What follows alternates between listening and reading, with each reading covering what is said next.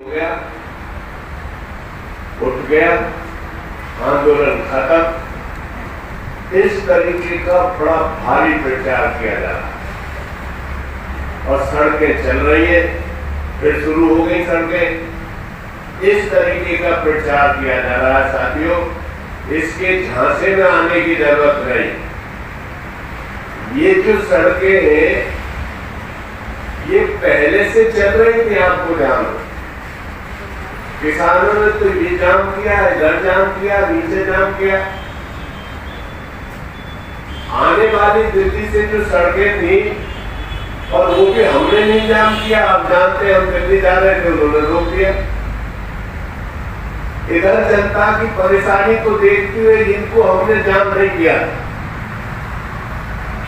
ये सरकार ने जरूर ये बात की बीच बीच में, प्रशासन ने कभी बंद कर दिए, कभी जाम कर दिए। हमने अगर किए बीच बीच में तो ऐलान करके किए, कई दिन पहले करके किए, जनता को सचेत करके किए कि आज किसान आंदोलन में तय करके अपने गुस्से का इजहार करते हुए आज इसको बंद रखेंगे, तो तब करते थे। अभी ये खोल दिया है और उसकी आड़ में ये कोशिश हो रही है कि हम प्रचार कर दे हमारे खिलाफ कि पूरा आंदोलन खत्म और वहां कोई नहीं। इससे सावधान रहने की जरूरत है। हमारी समझदारी क्या है, और कल ये बात प्रेस को बता भी दी गई है कि हम तो इसकी पहले से मांग कर रहे थे, इसको खोलो। हमारे आंदोलन को बदनाम करने के लिए, जनता को परेशान करने के लिए आप ये साजिश किए हुए थे, इसको बंद किए हुए थे, इसको खोलिए। ये हमारी मांग थी। अब भी हमारी मांग है कि खाली यही मत खोलो, ये नीचे जो बंद किए हुए इसको भी खोलो। अगर इसको नहीं खोलोगे तो जनता का बड़ा हिस्सा परेशान है इससे। हमारी मांग है कि ये खुलना चाहिए, और अगर आप नहीं खोलोगे तो हमारी कमेटी बैठेगी, तय करेगी कि किस दिन हमें इस बैरियर को हटाना है, किस दिन इस रास्ते को खोलना है। जनता की, हम जनता को साथ रहेंगे, शहर की जनता को, दिल्ली की जनता को, आसपास की जनता को, और इस ऐलान करके करेंगे कि आज हम जनता की परेशानी को खत्म करने के लिए इस बॉर्डर को, इसको जो बैरियर है इसको हम हटाएं। नीचे वाला जो बॉर्डर बैरियर है उसको हटाएं। ये हमारी समझ है, हमारी जो कमेटी है उसकी ये समझ है इसके बारे में, तो उस प्रचार में आने की जरूरत नहीं है साथ में। दूसरी चीज ये है, संख्या के बारे में बहुत प्रचार किया जा रहा है और इतना प्रचार नहीं करना चाहिए, इतना कुप्रचार किया जा रहा है कि अब तो खत्म, अब कोई रह नहीं गया है। मैंने कल भी आपको बताया था और सारे वक्ता हमारे बोल रहे, बता रहे अपने बोलने में कि ये कैसा किसानों की लड़ाई है और किसान के लिए ये जो समय होता है कैसा समय होता है। इसलिए संख्या में घट बढ़ होगी, लेकिन इससे कोई इससे सरकार के नुमाइंदे कोई गुमराह न हो, गलत संदेश न दे और गलती से कहीं आग से खेलने का काम न कर दे। क्योंकि आपने देखा अभी हमारे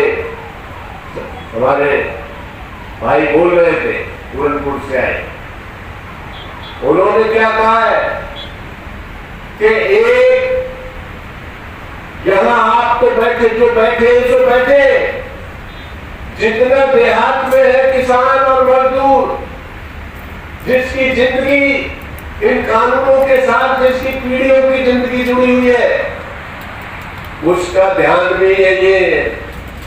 अगर कोई हरकत यहां हुई तो वो अपनी मशीनें छोड़ देगा, अपने खेत को छोड़ के, अपनी दराती फावड़े को छोड़ के फौरन बॉर्डर पर आएगा। चारों तरफ से आपको संभालना भारी पड़ जाएगा। ये बहुत पुख्ता विश्वास के साथ में बात है साथियों। ये कोई किसी को बहकाने की या आप लोगों को या किसी को, आप तो जानते हैं, किसी को गुमराह करने की बात नहीं है। ये सरकार, ये प्रशासन ट्राई करके देख भी चुका है। इन्होंने समझा 26 तारीख की भीड़ बहुत होती थी, बहुत बड़ी भीड़ थी, लाखों तो ट्रैक्टर थे, लाखों लोग थे। वो जब चले गए, 26 जनवरी का जैसा हुआ उसके बाद चले गए, इन्हें मुगालता ये हो गया कि भीड़ कम हो गई और इन्होंने अर्धसैनिक बल लगाकर एक कोशिश की, एक नीच हरकत की कोशिश की जबरिया किसानों के आंदोलन को हटाने की। उसका परिणाम आपने देखा कि ये आंदोलन और पुख्ताई के साथ खड़ा हो गया है और वो यहीं तक नहीं हुआ है, नीचे तक फैल गया है। और जब तक कुछ सूबों में था, सारे सूबों में फैल गया है। जब तक कुछ जातियों में था, सारी जातियों में फैल गया है। जब तक तो किसानों में था, तमाम मजदूरों में, व्यापारियों में, दुकानदारों में, ठेला फूके वालों में, सब में पहुंच गया है।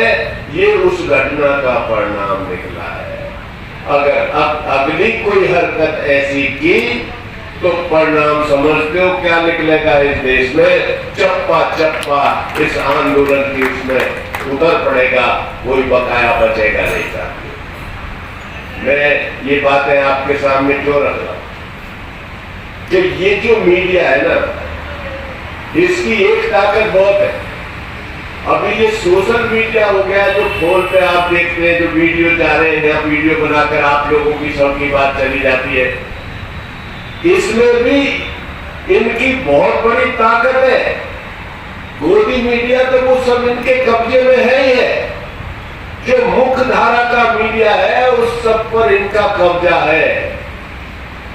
वो जैसे चाहते हैं ऐसे करते हैं और आप जानते हैं, हम आपको बार बार बता चुके हैं कि इसकी कितनी ताकत है। इस मीडिया की बहुत बड़ी ताकत है। ये दिन की रात बना देता है, ये गधा को आदमी बना देता है, ये आदमी को गधा बना देता है, दोनों काम कर देता है। कितनी बड़ी ताकत है। और अभी तो हर जगह बताते हैं कि जैसे तांत्रिक होते हैं ना, घरों में घुस जाते हैं और घरों में घुस के माँ बाप के दिमाग का अपहरण कर लेते और अपने माँ बाप से अपने बच्चे का कत्ल करा देते हैं। बलि जो बलि होती है, देखिए आपने, अपने माँ बाप अपने बच्चे को मार डालते हैं। इतना बड़ा असर होता है इस मीडिया का। अगर ये बात ये कहने लगे सबका सब, ये लगातार ये कहने लगे कि आत्महत्या करना बहुत अच्छी बात है, बहुत अच्छी बात है, बहुत अच्छी बात है, लोग मरने शुरू हो जाएंगे। ये ताकत है इसकी। और इससे आपकी लड़ाई है। लड़ाई मतलब इन पत्रकारों से नहीं है, इनसे लड़ने की बात नहीं है। ये पत्रकार तो बेचारे हमारे भाई है, ये नौकरी करते हैं इसमें। ये अगर ऐसा नहीं लिखेंगे जैसा वो चाह रहे तो निकाल कर बाहर कर देंगे। इसलिए बहुत बड़े दुश्मन से लड़ाई है जिसका इस पर कब्जा है और वो जब चाहता है घुप अंधेरा कर देता है जनता में। आज उसका जो प्रचार है ये कि खाली हो गए, खत्म हो गए, खत्म हो गए। उधर धौल पट्टी भी दे रहे हैं, 7 दिन का अल्टीमेटम है, 7 दिन का अल्टीमेटम है। उधर कह रहे हैं तो फौज लगाएंगे, अर्धसैनिक बल लगाएंगे, और उधर कह रहे हैं जब खाली हो गए तो फिर फौज काय के लिए लगा रहे भाई। तो वो सारी चीजें समझ में आती है कि ये मिला जुला षड्यंत्र है। इससे सावधान रहने की जरूरत है। अपने तमाम भाइयों को सावधान करने की जरूरत है। और निश्चित तौर पर अभी हम लोग आज प्रेस कॉन्फ्रेंस हो रही है सिंगू बॉर्डर पर। अगला जो कार्यक्रम है वो ऐसे नहीं है जैसे इन अखबारों में छप चुका है। अगली घोषणा बाकायदा संसद को घेरने के बारे में, यहाँ लोगों की उपस्थिति के बारे में, आगे आंदोलन को तेज करने के बारे में, इस सब के बारे में आज प्रेस कॉन्फ्रेंस 4 बजे से है और उसमें सारी चीजें साफ हो जाएंगी। इसलिए अपने तेवर में किसी तरीके की कमी करने की जरूरत नहीं है। ये तो वो ठग है, आपने देखा होगा, ये सारा मीडिया मिलकर ऐसी ठगई कर देता है। वो कहानी आपने हम 6ठी 7वीं में पढ़ते थे, तब एक कहानी थी संस्कृत में कि एक आदमी बकरी को लेकर चला, बेचारा बकरी ला रहा, 4 ठग खड़े हो गए रास्ते में, सुनी होगी आपने। तो एक ने कहा कुतिया कहाँ ले जा रहा है, कंधे पर कुतिया रखिए देने, बोले तेरी फूट रही है, कुतिया है कि बकरी है? वो बोला ठीक है, आगे बढ़ गए लोग। अगले में फिर दूसरे ने कहा, फिर बीच में तीसरे ने कहा।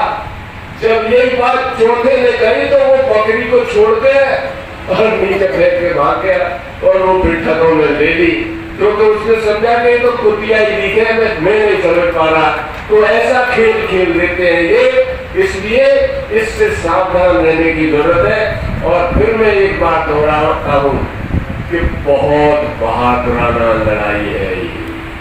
आप इतिहास रच रहे हैं, इतिहास तो रचा जा चुका है। मोदी समझे न समझे, मोदी जाने न जाने, हो सकता है मोदी कहीं फिर जीत जाए, हो सकता है मोदी कहीं दोबारा जीत कर आ जाए, लेकिन इतिहास का सबसे निकम्मा शासक सिद्ध हो चुका है, सबसे नाकारा शासक सिद्ध हो चुका है। इतनी बड़ी तादाद लोगों की मर रही है, चिताएं जल रही है, ना तो इस पर उनका इंतजाम है कि उनकी कोई रोकथाम करे। इसे 1 वर्ष मिल गया है, पूरा वर्ष मिल गया है, एक अस्पताल नहीं बनाया है, वेंटिलेटर नहीं खरीदे हैं, बेड नहीं किए हैं, चेकिंग की कोई व्यवस्था नहीं की है, डॉक्टर भर्ती नहीं किए हैं। जिंदगी का कोई जिससे ये महामारी रुकती, दुनिया हंस रही है। किसी देश में ऐसी नौबत नहीं आई है जिसे इतना गैप मिल गया हो और ये जनता उस तरीके से धकेलती हो मौत में। इन्होंने ये काम किया है, जबकि आपको ध्यान होगा ये प्रधानमंत्री जो आपदा केयर फंड जो बनाया, प्रधानमंत्री केयर फंड इसने बनाया, मालूम है कि ये पहले सरकारी था फंड, प्रधानमंत्री आपदा फंड के नाम से सरकार क्या होता था, विपक्षी नेता उसमें शामिल होता था उसकी देखरेख करने के लिए। इसने उसमें पैसा जमा नहीं किया, इसने प्राइवेट फंड बना दिया और तमाम दुनिया से, देश से अपील की कि कोरोना से बचने के लिए आप जानते हो कितनी रकम आ गई है। जिनकी बात कर रहा है, जिन वेंटिलेटर नहीं है, जिनके अस्पताल नहीं है, ये कितने अस्पताल खड़े किए जा सकते हैं, कितने वेंटिलेटर, कितनी आदमी जनता को मरने से बचाया जा सकता था, लेकिन उसका कहां गया इतना बड़ा पैसा। जब जांच की बात की तो बोल दिया हम इसका, जब हिसाब किताब देने की बात की तो बोल दिया हम इसका हिसाब किताब नहीं देंगे। क्यों नहीं देंगे? क्योंकि ये सरकारी नहीं है, इसकी जांच सीएजी नहीं करेगा। कंट्रोलर एंड ऑडिटर जनरल जो हिसाब किताब की जांच करता है सरकारी फंड की, वो ये नहीं करेगा।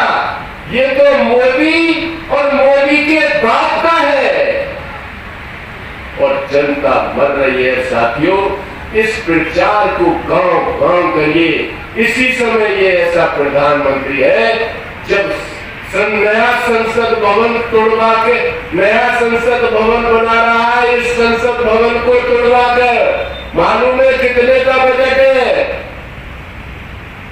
20,000 करोड़ का, 20,000 करोड़। क्या जरूरत पड़ रही थी? कितने अस्पताल बनेंगे, कितनी महामारियां रुकेंगी, कितना सब कुछ होगा। लेकिन साथियों, जो राक्षस होते हैं उन्हें इंसानियत से कोई मतलब नहीं होता। जो राक्षस की औलादें होती हैं उनको किसी से मतलब नहीं होता। जनता मरे कुछ हो, ये तो आपने देखा होगा, लाखों लाशें बिछी हुई थी, जैसे आज चिताएं जल रही हैं। बड़े अस्पतालों में जगह नहीं, बेड नहीं, बिस्तर नहीं, ऑक्सीजन नहीं, वेंटिलेटर नहीं, शमशानों में जगह नहीं, उनमें कब्रिस्तानों में जगह नहीं, लाइन लगाए इंतजार में बैठे सब दाह के लिए लोग। और एक शब्द नहीं बोल रहा है ऐसा कोई प्रधानमंत्री आपने देखा? एक शब्द नहीं बोला है।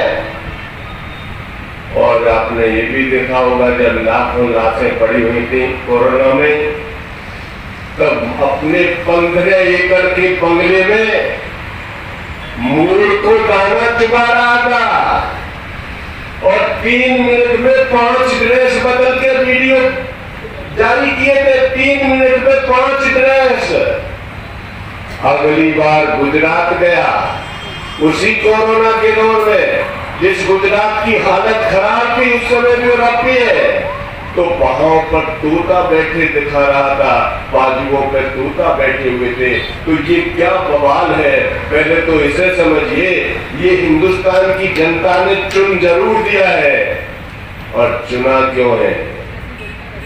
आखिरी बात करके मैं अपनी बात खत्म कर रहा हूं, लेकिन ये आखिरी बात ऐसी है कितनों को बुरी लगेगी, बहुत को अच्छी नहीं लगेगी और बहुत को पसंद आएगी। धर्म के नाम पर, धर्म के नाम पर पवित्र चीज है धर्म। अल्लाह ईश्वर वाहगुरु और स्त्री से आस्था से हमारे से जुड़ी हुई है धर्म। उसने हमारे धर्म को, जो 80% लोग जिस धर्म को मानते हैं, उनको ब्लैकमेल कर दिया। मीडिया साथ में आ गया। जनता का दोष नहीं है, उनको गुमराह कर दिया। इसी मीडिया में मोदी मोदी मोदी की भांग डाल दी कुएं में। जो पी रहा है वही मोदी मोदी करने लगता है, वही वोट करने लगता है। सारी जाति बिरादरी धर्म के बैनर टूट गए और सबने इसको वोट दे दी। यही ताकत है उसकी। ये जो ताकत है, इस ताकत को हमको समझना पड़ेगा। ये ताकत आज भी उसकी कमजोर नहीं हुई है। 100 चैनल तो अकेले अंबानी के हैं। ये 100 चैनल आपके गाजीपुर बॉर्डर के बारे में क्या खबर दे रहे हैं, जनता के दिमाग में क्या भर रहे हैं, और ये मध्य वर्ग के दिमाग में क्या भर रहे हैं।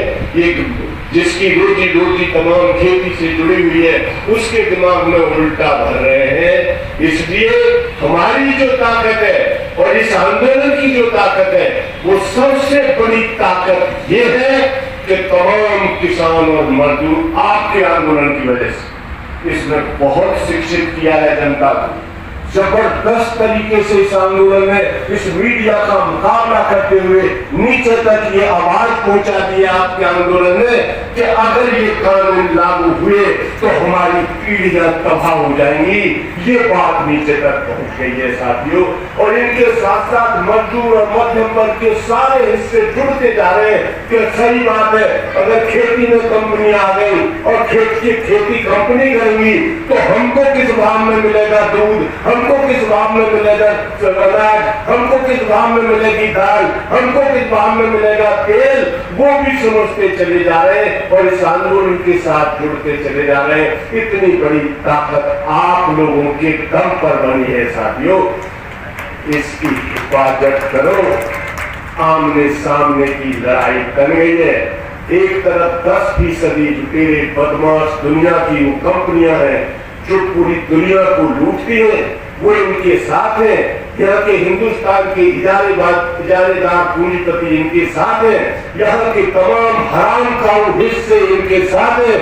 एक तरफ ये खड़े हुए हैं, वो तैयारी कर रहे हैं कितना मारा जाए, कितनों को छोड़े, कितनों को मारे, फौज को लगाए, क्या करें, वो एक तरफ भी उसमें देख रहे हैं कहीं हम ऐसा करेंगे दुनिया के देशों में क्या असर जाएगा, उससे डर रहे, दुनिया में क्या हालत बनेगी उससे डर रहे, और दूसरी तरफ मजदूर किसान का बेटा आके खड़ा हो गया है कि अगर ये कानून लागू हुए तो हमारी पीढ़ियां तबाह हो जाएंगी। साथियों, आमने सामने तनी हुई है। इसमें निश्चित तौर पर क्योंकि हमारी ताकत क्या है, हमारी ताकत है ये एकता और शांतिपूर्ण आंदोलन हमारी ताकत है जो हमें इस मुकाम तक लाया है। निश्चित तौर पर जीत आपकी होगी। तीनों कानूनों को रद्द कराकर यहाँ से जाएंगे, एमएसपी पर कानून लेकर जाएंगे, बिजली विधेयक जो मुफ्त बिजली पंजाब और इसको करे, इस सबको खत्म करने जा रहा है जो विधेयक, इसको हम जो है खत्म करा के जाएंगे।